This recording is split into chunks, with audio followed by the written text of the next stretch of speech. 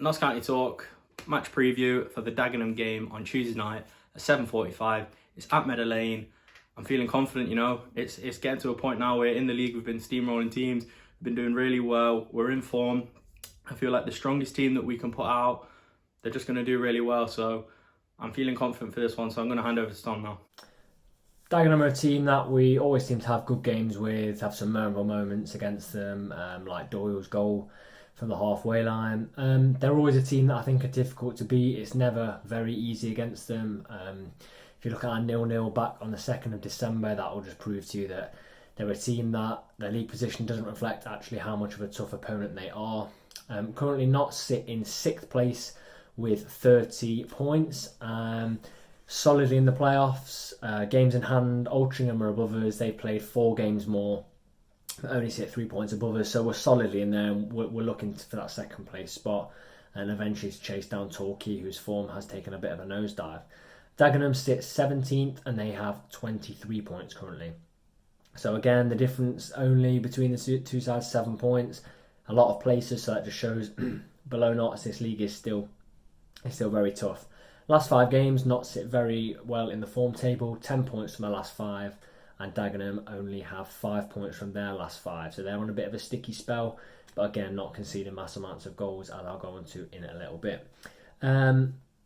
One thing that may be of a concern for Notts, 14 points out of Dagenham's total of 23 have come away from home. So well over 50% of their points are away from home. We saw when we played Dagenham at their place that they didn't really look too likely to pick up points, and they seem to be doing that away. So whether there's can't really say less pressure because there's no pressure off fans at the minute, but whether it's a mentality thing and away from home they feel like they can really have a go, we'll have to see. But yeah, they'll definitely want to come to Meadow Lane and pick up at least a point minimum. 3 players to watch out for then.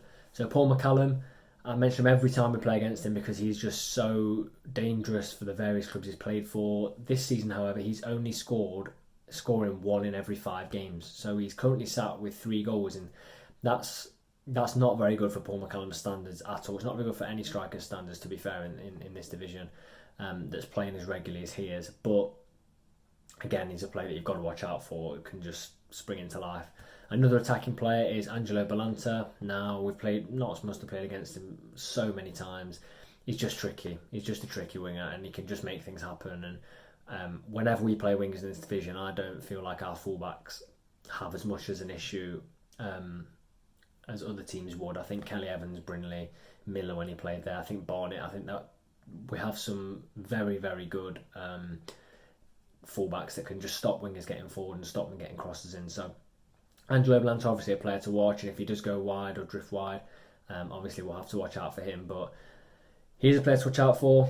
But I'm fairly confident we can deal with him. And the final player is Elliot Justin. Now, I spoke to a few Dagenham fans, and they actually said last season he was very good, and this season again he's played all their games, and they've not actually conceded too many to say where they are in the league. They've conceded 25 in 19.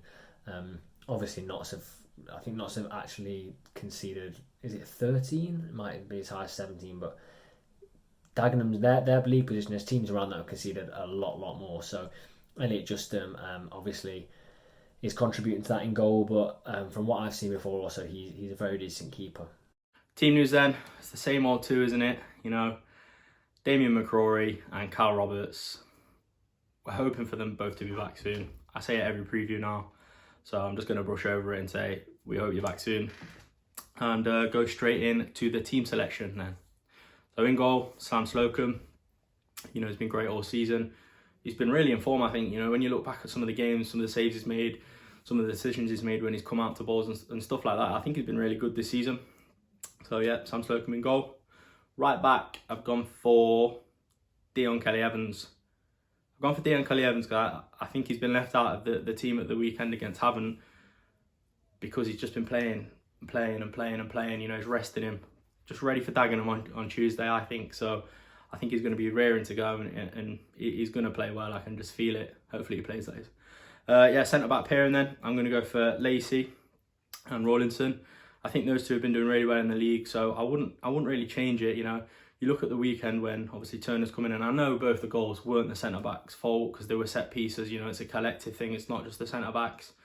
But keep it the same. You know, we've been doing really well. Like Tom said in the discussion, we've only conceded 2 in 9.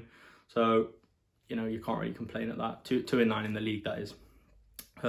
Left back, gone for the new lad Barney. I think he looked really good. Fit into the team really well. And I think he's going to have a good time at Notts, and hopefully quite a long time at Notts. So be interesting to see how he develops and gets better and see how well he can do. Sitting in front of the back four, gone for Reeves and Doyle. Played every minute in the league so far. If they haven't, it's not far off, you know.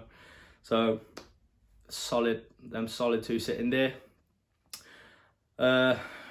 This is the most difficult part I always find. So I've gone for a 4-2-3-1. On the right hand side, I've gone for Enzio. In the middle, I have gone for Rodriguez. And on the left, I was really struck whether to choose Miller or Knowles. Now, really don't know what to think about that one. So I'm going to say Miller or Knowles. I can't pin it down to one of them because I thought Miller impressed me. I thought he played really well, and obviously Knowles got the assist, scored his penalty in the game, and scored his penalty in this penalty shootout at the weekend. So he played really well. We'd be really happy with his performance, I think. So yeah, I'll let you guys decide that one in the comments, whether you think it should be Miller or Knowles. And then up top, gone for Wotton. He's just been brilliant, hasn't he, this season? He's been really reliable.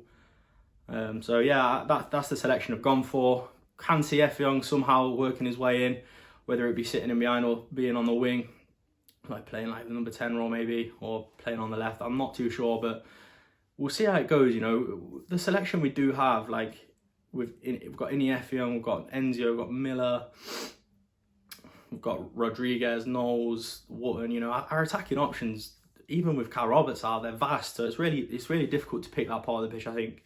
But yeah, we'll see how it pans out. I'm going to tell you how I think it's going to pan out though, and say that it's going to be 2-0 Notts. I think we're going to have lots of chances in the game. I'm not saying Dagenham aren't going to bring their game because they are a good side. We've seen it. So I'm going to go for Wotton to get one and Enzio, and that is my prediction. I think this is going to be a really tight one. I think Dagenham are a decent side. Away from home, they're very good. But I think Notts come out of this one with a 1-0 victory. And I think Ruben Rodriguez, he should have scored against Hampton Waterlooville, just took his time too much. This time, I don't think there'll be that same issue. I think we're going to continue to push on. I think we have Torquay firmly in our sights, even though we sit a good 13 points behind them in the table. We know we have games in hand. The way that the management and just the whole team is speaking at the minute, the players, Ardley is just giving that absolute confidence with all his interviews.